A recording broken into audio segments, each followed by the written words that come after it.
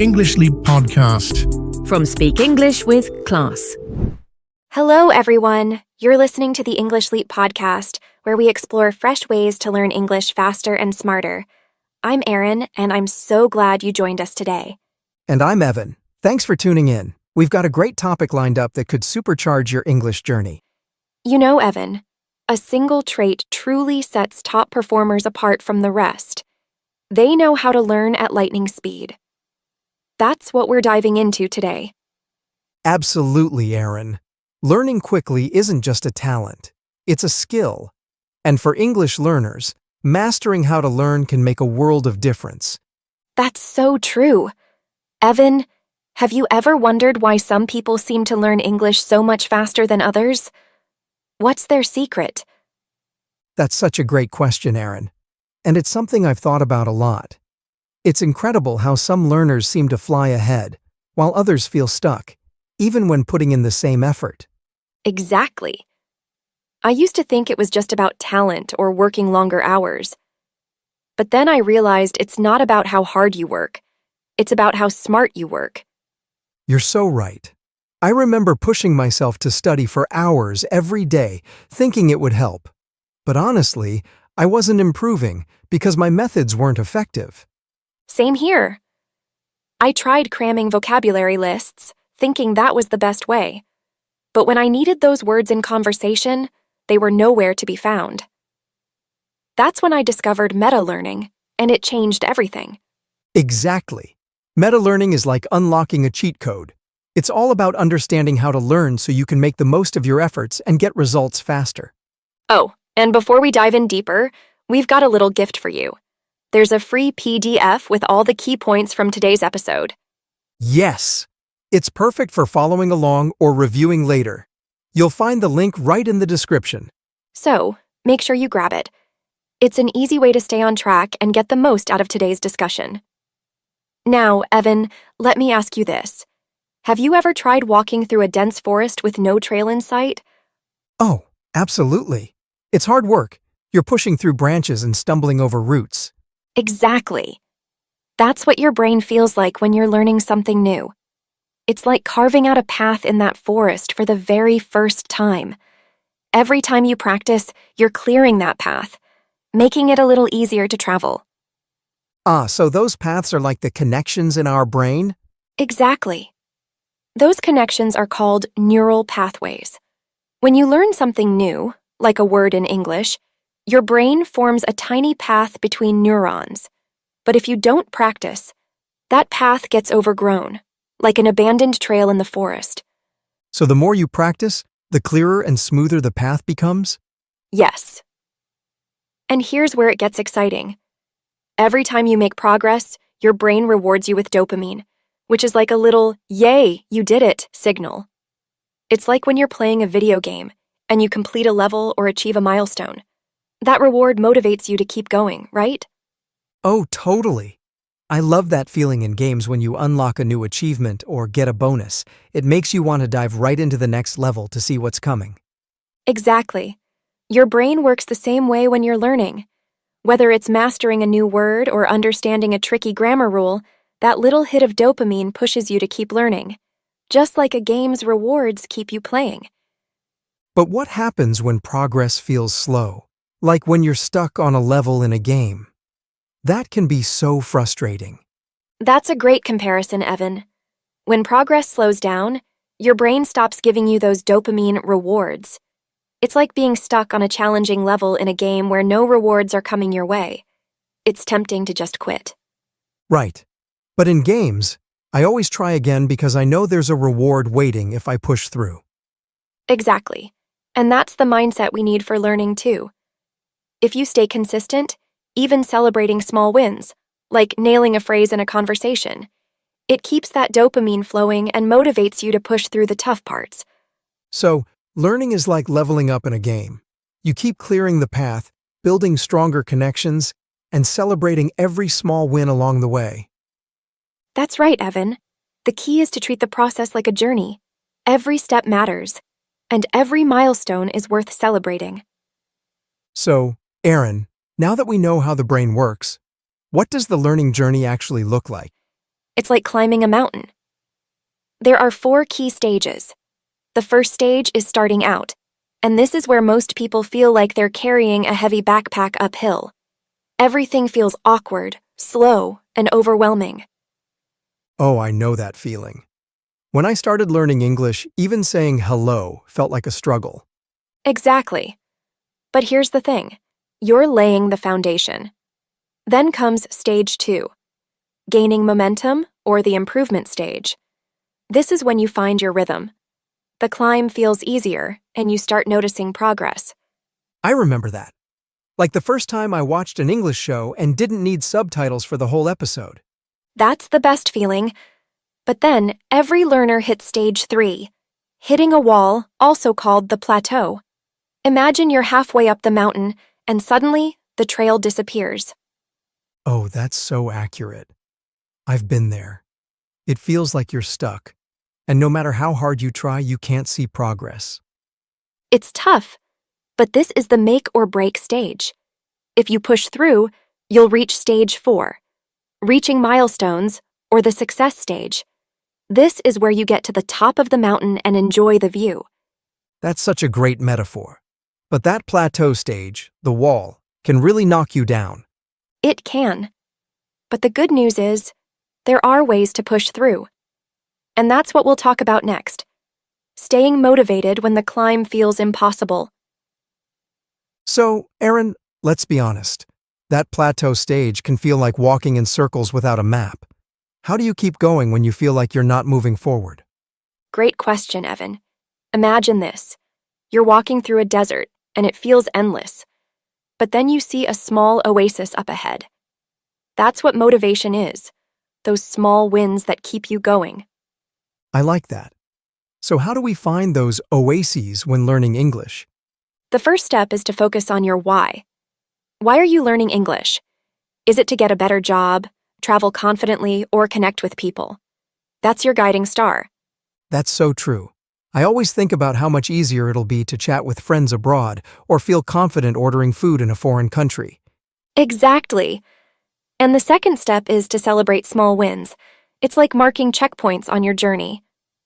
Did you finish a short conversation? Great. Did you learn 5 new words today? Fantastic. That's a great point. Sometimes we focus so much on the big goal, we forget to celebrate the progress we're actually making. Exactly. Another way to stay motivated is to change your scenery. If you're bored, try something new. Join a conversation group, watch a different type of show, or even learn through music. I've done that. Listening to English songs helped me pick up slang and pronunciation in a fun way. That's a great example, Evan. And finally, don't be afraid to take breaks. Rest is like recharging your battery. It gives your brain time to process and absorb what you've learned. So, to everyone listening, remember, the journey might feel long, but every small step counts. Stay patient, celebrate the little things, and keep your why in mind. Exactly, Evan. Learning English is a journey, and every step, no matter how small, gets you closer to the finish line. All right, Evan, let's dive into some practical strategies for learning faster and smarter. These methods can truly transform how you approach learning English. Absolutely, Erin. I'm all for strategies that save time and deliver results. So, where do we start? Let's start with the 80-20 principle. It's simple. 80% of your results come from 20% of your efforts. So, instead of spreading myself thin, I should focus on the few things that give the biggest results? Exactly. Think about vocabulary, for example. Instead of learning 10,000 random words, focus on the most common 1,000 words used in daily conversations. Those will cover the majority of what you'll encounter. That makes so much sense. It's like in cooking. Mastering basic techniques can help you make almost any dish. Exactly. Focus your energy on the essentials, and the rest will fall into place. I've heard a lot about journaling. How does it actually help with learning faster? Journaling helps you stay aligned with your purpose. Ask yourself, why am I learning English? What's my goal? Maybe it's to travel, get a new job, or connect with people. Writing it down reminds you why it's worth the effort. That's so true. When I think about having easy conversations with friends abroad, it keeps me motivated. Exactly. It's like setting a compass for your learning journey. It keeps you on track and focused. Okay, Evan, have you ever learned something new, felt excited about it, but then completely forgot it the next day? Oh, so many times. It's like cramming for a test and then waking up the next day with a blank mind. Exactly. That happens because when you first learn something, it's stored in your short-term memory. Think of short-term memory like a notepad. It holds temporary information, but if you don't review it, it gets erased to make room for new stuff. So, how do we stop that from happening? By practicing and revisiting what you've learned. When you repeat something again and again, your brain decides it's important and moves it to your long-term memory. Think of it like shifting files from your computer's desktop to a permanent hard drive. That's a great way to put it. So, repetition is like convincing your brain to save the information for good? Exactly. Imagine you're drawing a line in the sand. The first time, it's faint and can easily be washed away. But the more you go over it, the deeper the line becomes, until it's carved permanently. That's how long-term memory works. So, every time I use a new word or phrase, it's like carving that line deeper, making it harder to forget. That's right. And here's another way to think about it. Your brain is like a garden. When you plant a seed, it won't grow unless you water it regularly. If you don't practice, that seed of knowledge withers. But if you nurture it through repetition, it grows strong and becomes a permanent part of your mind. That's such a powerful metaphor. So the key is to practice consistently and reinforce what you've learned before it slips away. Exactly, Evan. The more you practice, the more natural it becomes. Soon, you'll recall it effortlessly, like riding a bike.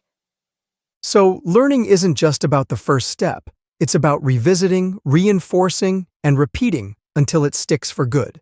Absolutely. That's how you take what starts as short-term memory and transform it into lasting knowledge that you can use anytime, anywhere. I've noticed that feedback makes a huge difference. What's your take on it? Feedback is like a mirror. It shows you where you're doing well and where you need improvement. Without it, you might keep making the same mistakes. That's true. I used to mispronounce words until someone pointed it out, and now I make a conscious effort to say them correctly. Exactly. Whether it's from a teacher, a language partner, or even an app, feedback helps you refine your skills and grow faster. Now, let's talk about mindset. How you see yourself can either push you forward or hold you back. What do you mean? If you see yourself as someone who isn't good at languages, you'll act accordingly. But if you start identifying as a confident English learner, your actions will reflect that belief. It's like telling yourself, I'm a runner, even if you're just starting out. It changes how you approach it. Exactly.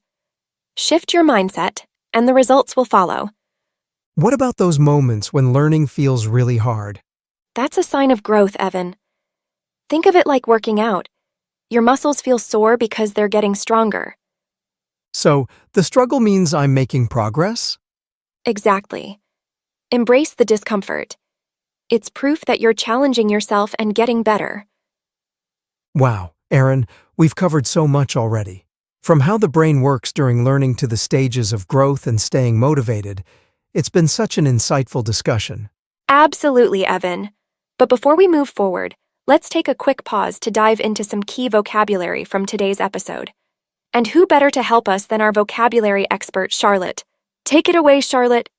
Hi, everyone. It's Charlotte here, and I'm excited to explore some important vocabulary from today's discussion. Let's break them down and learn how to use them in new contexts. Cramming. Meaning, the act of trying to learn a lot of information in a short period, often just before a deadline. Example: Sophie spent the whole night cramming for her history exam, but she forgot most of it the next day. Trail. Meaning, a path or track, often created by repeated use.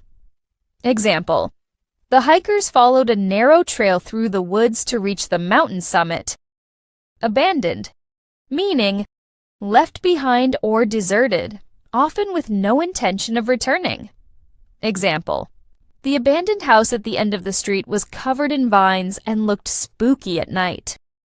Neuroplasticity, meaning the brain's ability to adapt and reorganize itself by forming new neural connections. Example: after his accident, James relied on the power of neuroplasticity to regain his ability to walk. Plateau, meaning a stage where progress slows down or stops temporarily. Example: Sarah felt she hit a plateau in her fitness journey, so she decided to try a new workout routine.